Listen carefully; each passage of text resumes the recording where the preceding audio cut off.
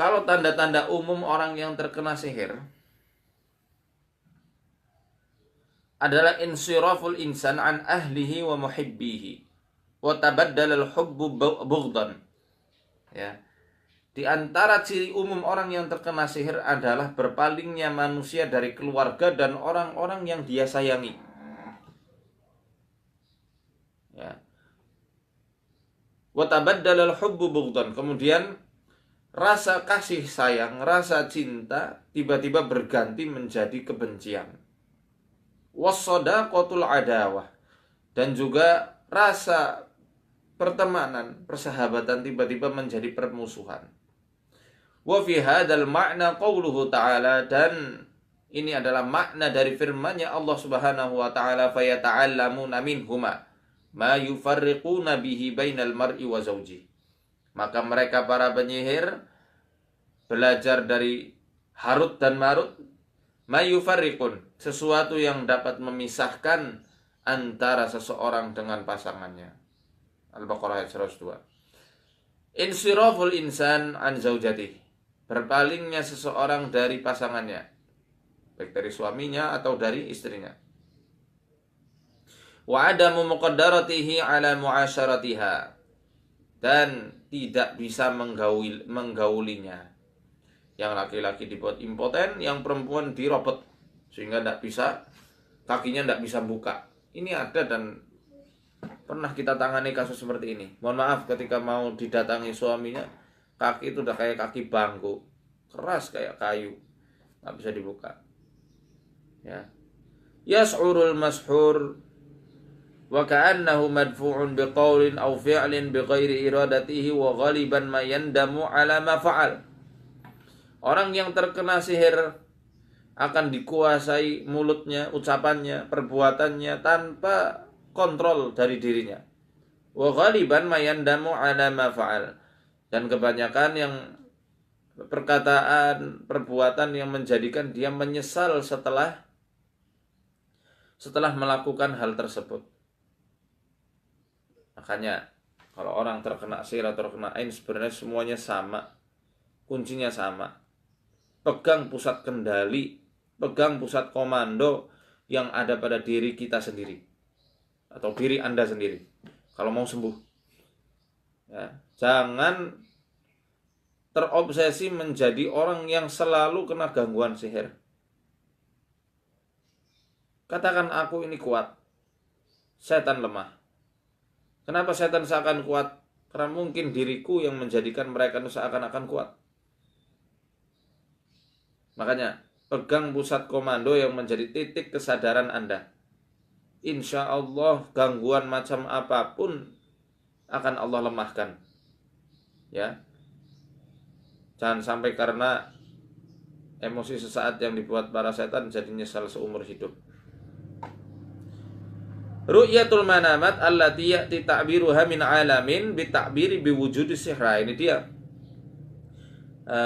Bermimpi sama seperti ain tadi ya, tentang segala hal yang berkaitan dengan sihir itu terjadi. Baik orang yang nyihir, baik medianya, baik metodenya. Orang yang dijelaskan dalam referensi kami yang lain dikatakan orang yang terkena gangguan sihir, kalau misal itu sihirnya di tanah, ya, ditanam di tanah, itu orang sering mimpi terbang melayang atau jatuh dari tempat yang tinggi. Jadi orang yang mimpi terbang itu bukan berarti mimpinya itu digantung di tiang, digantung di pohon, tidak seperti itu. Justru orang yang terbang mimpinya itu sihirnya ada di bawah, entah terinjak, entah ditanam di bawah tanah. Karena sihir hakikatnya melayang. Nah kalau sihirnya digantung, justru dia itu seringnya mimpi kayak kegencet sesuatu dan merasakan kayak ditekan sesuatu dari atas. Ya, mimpi tentang kuburan, maka biasanya sihirnya itu sihir madfun yang ditanam di area-area tertentu. Insya Allah ini akan saya bahas semua di buku saya, termasuk di Risalah Pelebur Jin Leluhur ini sudah dibahas juga tentang perkara-perkara jin leluhur, insyaallah ya, walaupun buku ini sederhana, semoga bisa menjawab rasa penasaran antum semuanya. Nanti kalau sudah launching akan saya umumkan insyaallah. Mohon doanya, mohon doa. Mohon doa. Alamun fil arhamilin nisa wa asfalud dhahr.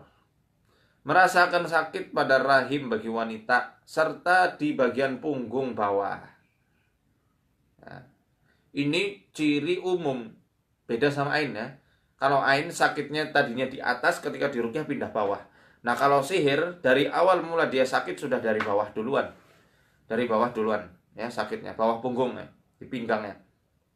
Wa taharrakat fitil kalmantiqah, dan banyak gerakan-gerakan kayak gerumik-gerumik kayak ular-ular di area yang dia merasakan sakit. Kemudian isqatul hamlil mutakarrir duna nuju'ul ilaj at-tibbi lahu. Sering keguguran. Ya, dan kegugurannya ini terjadi berulang-ulang tanpa adanya sebab medis. Ya, tanpa ada sebab medis. Yang secara medis itu masuk akal gitu ya maksudnya. Keguguran gitu saja. Bahkan yang kemarin kita temukan ya 8 bulan sudah gede hilang begitu saja. Nah, ini dari mana?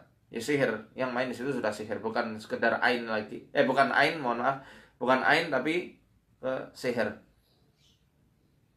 Raihatun kariha takhruju minal fam. Kemudian bau yang kurang sedap, bukan kurang sedap, tidak sedap. Nah, kalau kurang sedap kan sudah sedap, tapi kurang sedap ya, ini tidak sedap, yang keluar dari mulut orang yang terkena sihir. Au minal arham, atau keluar dari rahimnya. Itu baunya sangat-sangat tidak sedap. Au min jasadil mashur, atau dari tubuh orang yang sedang terkena sihir, baunya luar biasa. Ya. Walaupun dia sudah mandi 5 kali sehari misalnya, tetap aja bau.